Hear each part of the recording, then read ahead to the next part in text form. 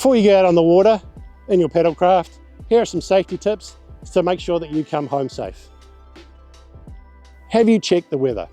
Have a look at the Met Services marine pages on their website. They have specific pages for boating, for paddleboarding, and for kayaking. When you get down to the beach, have that moment. Check out the conditions. Look at the wind, look at the waves. Is it onshore or offshore? An offshore breeze, you're going to be having a really easy trip to start with because the wind's going to be behind you, the waves are going to be with you, it's going to be nice and comfortable. And then you turn around to come home again. Now you're facing into the wind. You've got that wind against you, going to increase your fatigue. It's like riding a bike into the wind. You know, that makes it harder. In the worst case scenario, if you're falling out of the boat and you're in the water, the tide and the wind is just going to push your boat way out to sea. If you don't have the means to call for help, you're going to be in trouble. The flip side to that is if you've got an onshore breeze, that's the wind coming towards the beach, you paddle out in with the wind against you to begin with, but then when you turn around to come home, it's behind you, it's going to give you a nice easy ride, you're safe, and you can get back to the beach really easily. If you're a beginner, we recommend you go out in calm conditions and stay close to the shore. If the water is rough or choppy, you may not have the skills or stamina to get back home safe. Make sure you're wearing a correctly fitted life jacket or personal flotation device, PFD. That is right for you. As an adult, you want an adult size one. If you're a child, you want a child size one. Make sure that it is correctly fitted and is snug to you. So when you're in the water, it doesn't rise up above your head.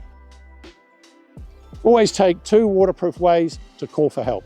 If you can't call for help, nobody knows you're in danger. The whistle, really good form of being able to raise help.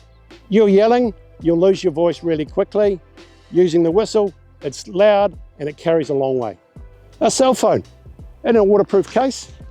If you're close to shore, you can dial 111 and call the police, let them know that you need assistance. A tip, put it in upside down. So when you flip it up, the phone is the right way up for you. Other options include a VHF radio. You can use this to call maritime radio or Coast Guard radio, and other boaties will hear you when you call out on channel 16.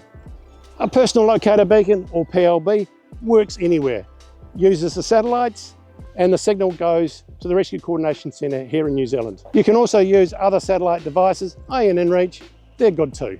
Make sure that you've got 2 forms of communication attached to you. They're not very good if they're on your boat, you're in the water and your boat is then drifting out to sea. Can you call for help? Before you head out on the water, make sure you've left your intentions known with a loved one, when you're going to be back and how to contact someone if you're not back. If you haven't turned up in time, they're to ring the police, 111, or to ring the Coast Guard. If you become separated from your vessel, the police or Coast Guard, the harbour master, find your boat, then they need to be able to contact you or your emergency contacts to find out where you are and what you've been doing.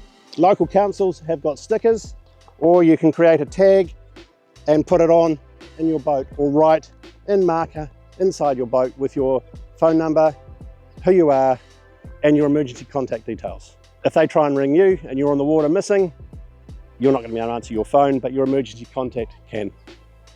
Remember the boating safety code, and please, please always wear your PFD. That's it from me. Have fun out there and know before you go to ensure you come home safe.